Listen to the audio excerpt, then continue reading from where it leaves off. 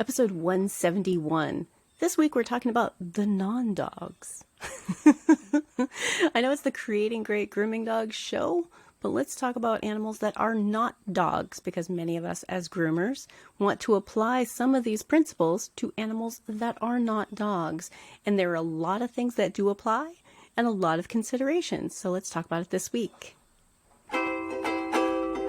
This is the Creating Great Grooming Dog Show. I'm Chrissy Newmeyer-Smith. I'm a Master Groomer Behavior Specialist, a Certified Behavior Consultant for Canines, a Certified Professional Trainer, an instructor at Whole Pet Grooming Academy, and the owner of Happy Critters in Nashua, New Hampshire. And this, my friends and colleagues, is the show where grooming and training meet.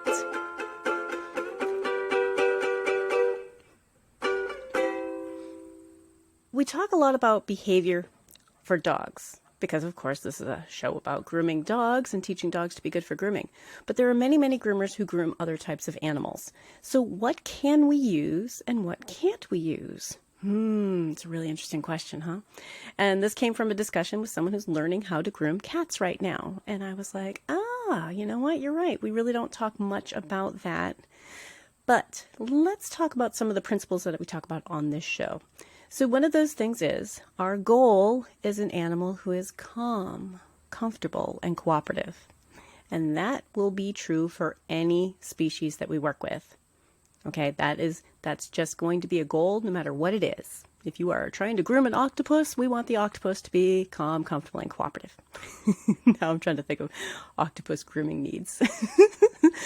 Anyway, I want you to think about any animal that we're working with. That's going to be a really effective goal for us. So calm, comfortable, and cooperative. Now, the way we reach that might be different for each species. But I think if we think about each species as also who they are as an individual, and that's why behavior is a little bit different. The behavior portion is very individual. There are lots of reasons why an animal might not like grooming. We can think of a number of reasons. Perhaps they're afraid of people. Perhaps they're afraid to leave their house. Perhaps the tools are scary. Perhaps their body is uncomfortable in whatever positions they're being asked to be put in. Lots of reasons why they might find it uncomfortable. So, even though this is a show about dogs, I want you to think about any time you're working with another type of animal, ask yourself the same kind of questions. Does he seem calm? What's calm for this animal? Is that dog or cat or rabbit or ferret being very, very still because they're frozen with fear? Or are they being calm? And that's why they're holding still. Very, very different. And different species will show that differently. I want you to think about the different species are going to be different. Blah, blah, blah. Different species are going to be different, right? Yeah, that's really obvious, Chrissy. But I want you to think about the times when you have an animal that's on your table and you're like, I think this animal is really relaxed and calm. They aren't breathing heavy. They're not frozen with fear. They're not giving me the whale eye, that kind of side glance where they're looking at you with the eyes wide open, almost like they're watching a horror movie and trying not to look but need to look. We have an animal who's relaxed. Their muscles are loose. If they're staying still, it's because they're just calm.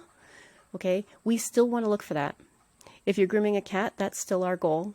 If you're grooming a ferret, if you're grooming a rabbit, the great Angie Coates, I'm sure, would agree. If you're not familiar with Angie Coates, you should be. Teaching rabbits and cat grooming. But I want you to think about calm. And is that animal comfortable?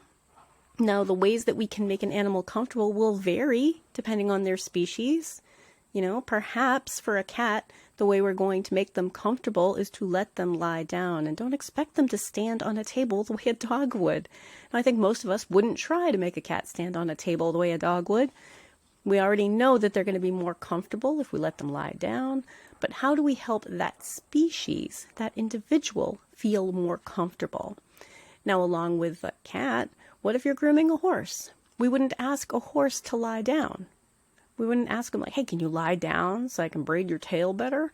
You know, there's another species that perhaps their most comfortable position is actually standing. Okay, so it really is going to vary by that individual and what we know about their species. But if we're helping them be comfortable, then we're helping toward the goal, which is to also be comfortable with grooming, to feel like grooming is safe. Now we're also going to talk about cooperative, right? The 3 C's: calm, comfortable, and cooperative. Cooperative. Is this animal easily allowing you to do the things that you are trying to do? To it, on it, around it, with stuff and things. That's the way we break it down, right? Is that animal allowing that? Is that the cat that is pulling their legs really tight under their body? Or is that the cat who's like letting you maneuver their leg around? Is that the cat that's letting you move their tail around? Is that the animal who's easily like, oh yeah, sure, you can move my leg. Cool. You can do it. You can touch it with whatever tool you want. These goals are still important. And when I talk about behavior and behavior goals, those kind of apply for every animal, including our humans. So let's give a human example of behavior because I think it's funny if we break it down for humans. Let's say a customer comes in and she just won't let go of her dog. Is that customer calm, comfortable, and cooperative? No. So what do? We try to calm them down.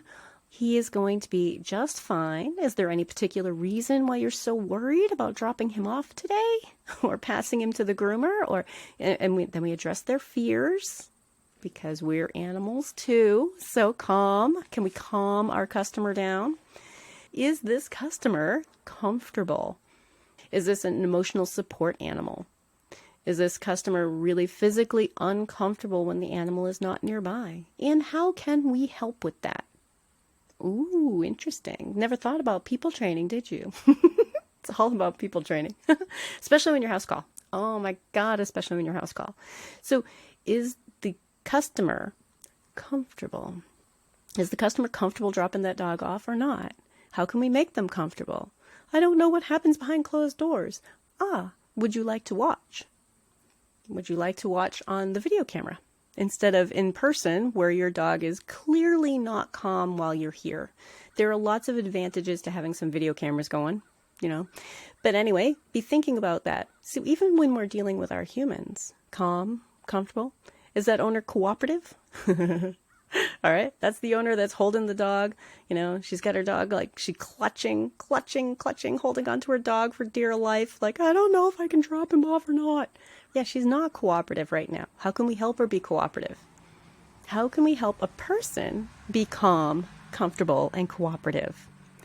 Now, again, this is about taking some of these behavior principles and just applying them all over the place. All over the place. Spread that around. Do it with everything. All right.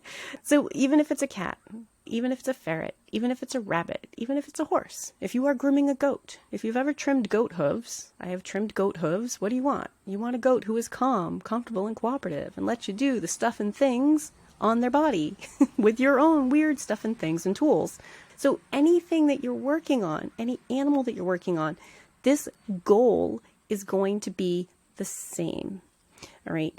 And that's where we have an animal who's now willing to let us do all of our weird stuff and things to them.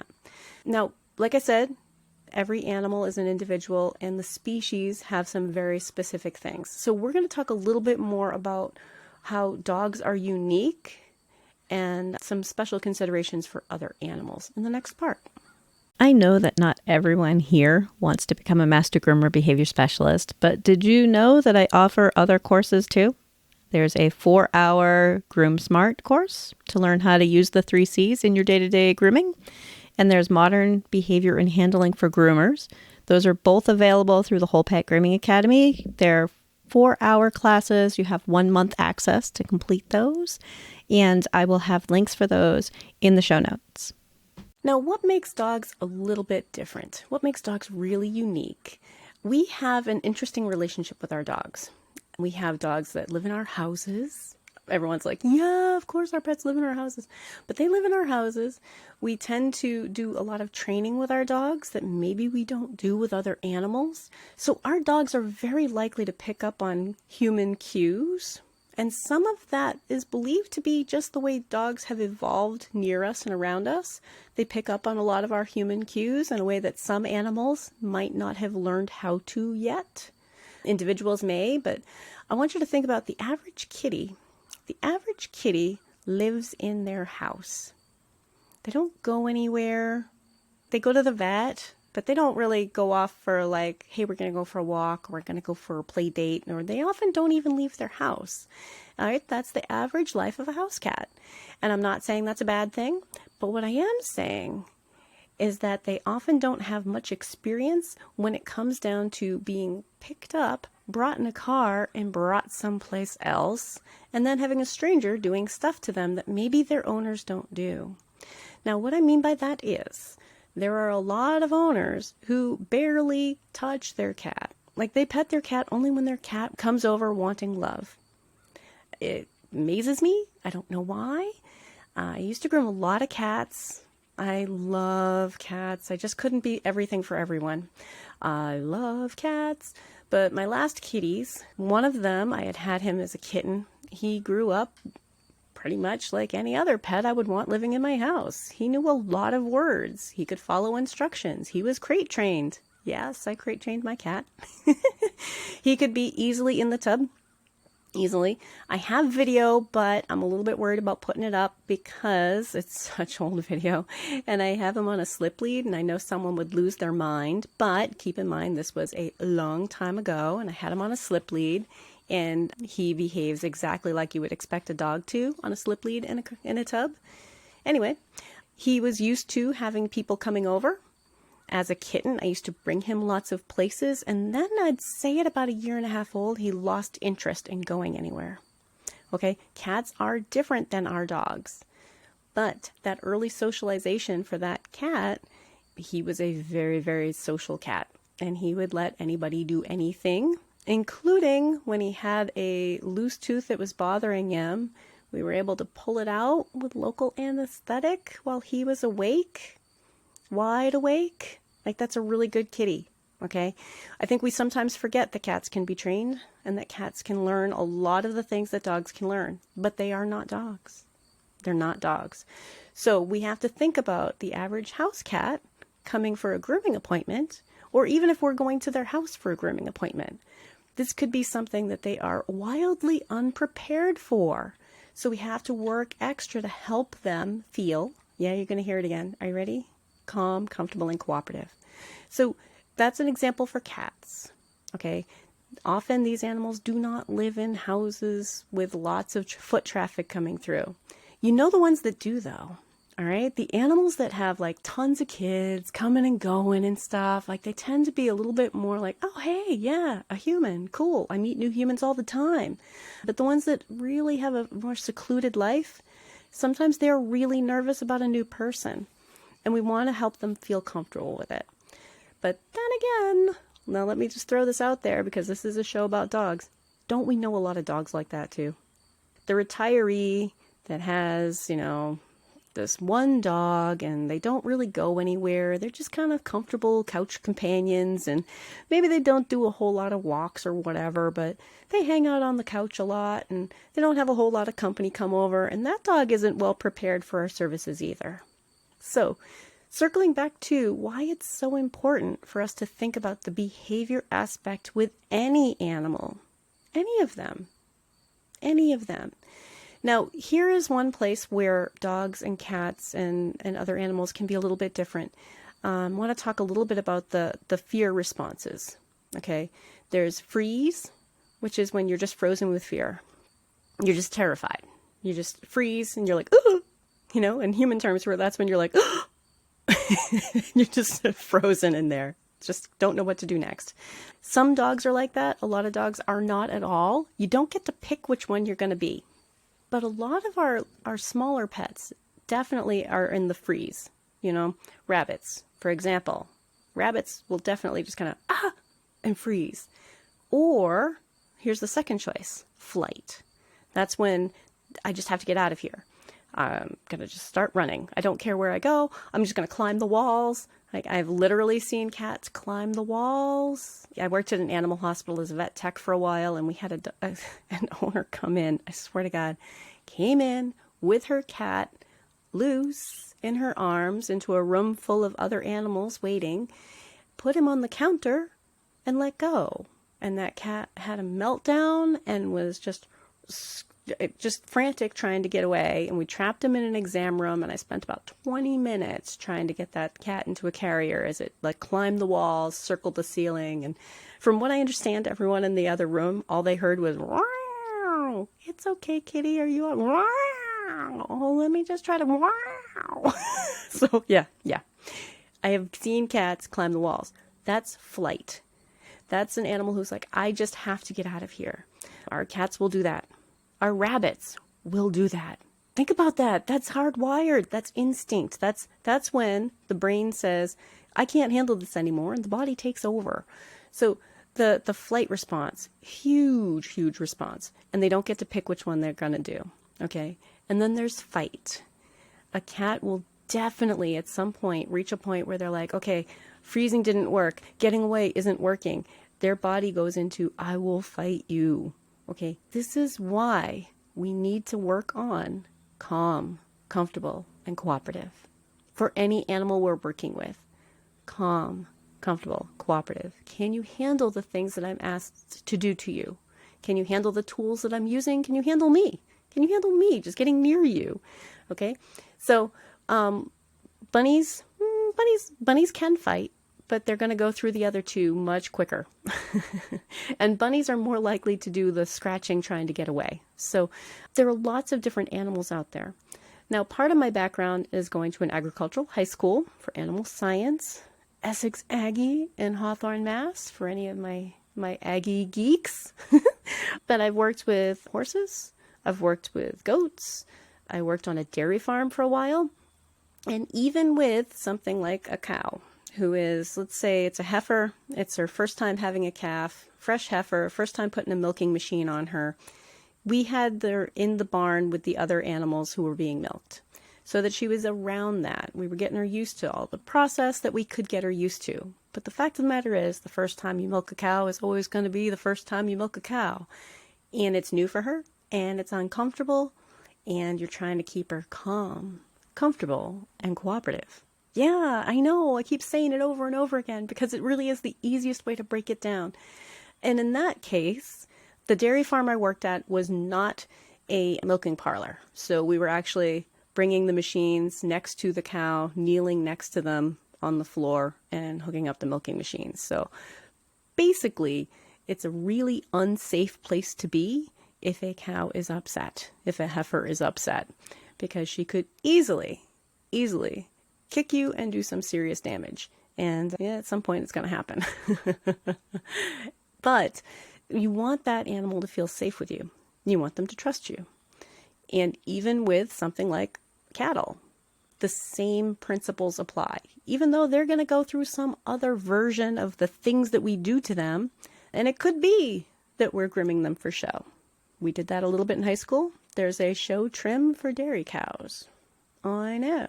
It's kind of fun. I don't remember it much, but I remember we spent a long time trying to make the ends of their tail poof out like it's cotton candy. It was really pretty. They looked really cute. The beef cattle also have their own show trims and their own prep for show. So any animal that we work with, at all, we want to think about these behavior principles and still put them into place. Okay? Use them with your customers. The human end. You know, how can I help this human be calm, comfortable, and cooperative? And with humans, because we can use language, if they are not calm, comfortable, and cooperative, and maybe we can't help them be cooperative. Maybe it's I'm not going to brush my dog. Oh, I wish I could convince you. I will spend all sorts of time trying to convince somebody, but sometimes at the end of the day, you just can't convince them.